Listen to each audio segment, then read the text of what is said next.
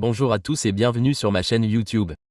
Je m'appelle Vikas Nara et dans la vidéo d'aujourd'hui, je vais vous expliquer comment créer et configurer une boîte aux lettres d'équipement sur Exchange Server.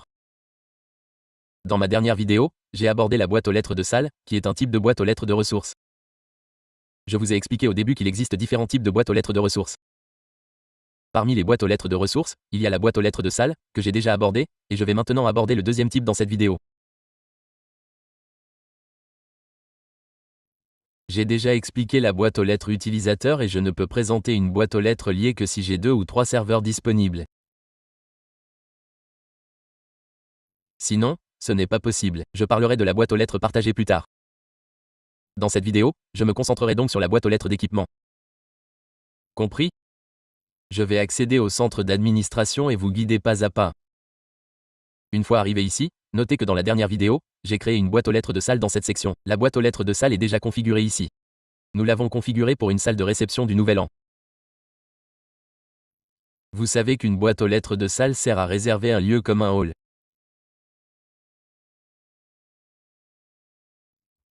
Une boîte aux lettres d'équipement, quant à elle, sert à réserver des éléments comme un ordinateur portable, un projecteur ou des ressources similaires.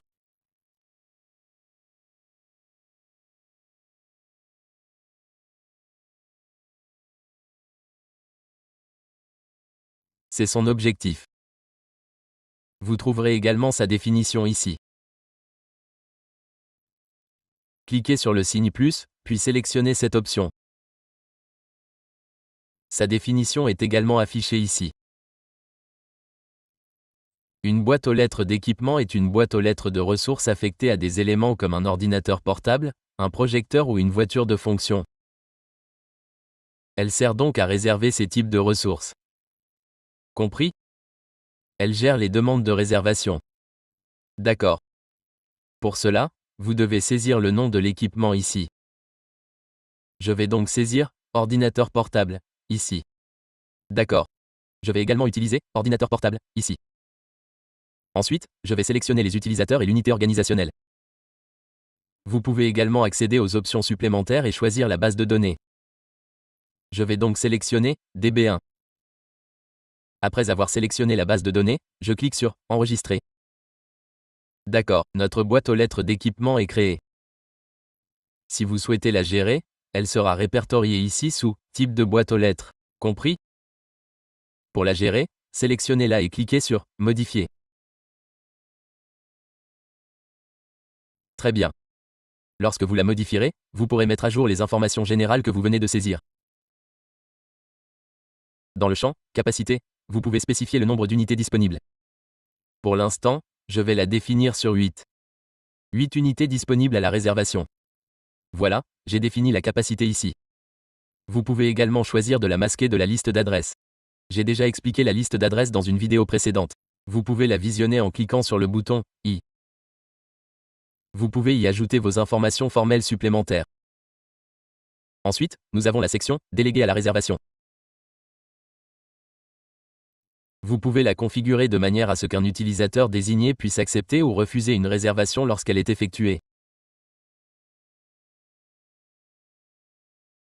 Si cette option est cochée, les demandes de réservation seront automatiquement refusées.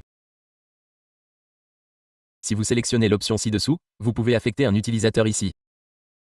Par exemple, supposons que je sélectionne « Administrateur ». Désormais, chaque fois qu'une personne effectue une réservation, l'administrateur reçoit un email lui permettant de l'accepter ou de la refuser, ce qui lui permet de contrôler le processus. La réservation ne sera confirmée qu'après approbation de l'administrateur.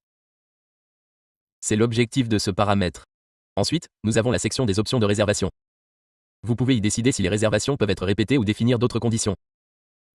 Cochez cette option. Vous pouvez également spécifier si les réservations doivent être limitées aux heures ouvrables. La date de fin par défaut est de 47 jours. Compris? C'est le paramètre à cocher. Toujours refuser si la date de fin dépasse cette limite. Cochez également cette option. Qu'est-ce que cela signifie? Au survol, une explication détaillée apparaît. Bien, alors lisez attentivement ceci. Vous pouvez réserver jusqu'à 180 jours à l'avance. Vous pouvez également augmenter ou diminuer cette limite.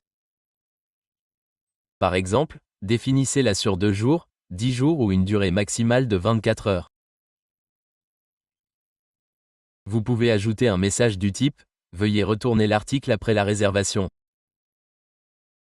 Merci pour votre réservation. » Vous pouvez saisir vos coordonnées ici. Passons maintenant à la section adresse email. Au lieu d'utiliser un ordinateur portable, vous pouvez créer un identifiant personnalisé, comme « Offre de Nouvel An ».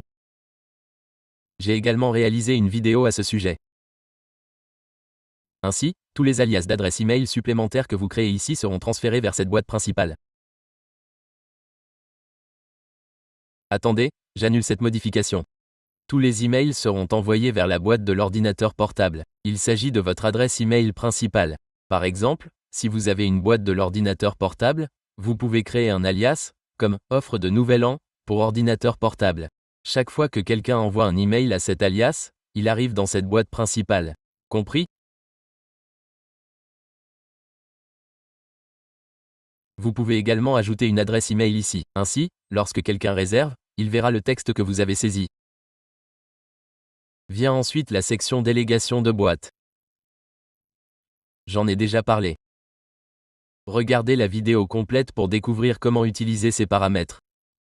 Très bien.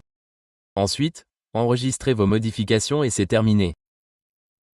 Le reste du processus est identique à celui présenté pour la boîte de la salle. La réservation fonctionne de manière similaire.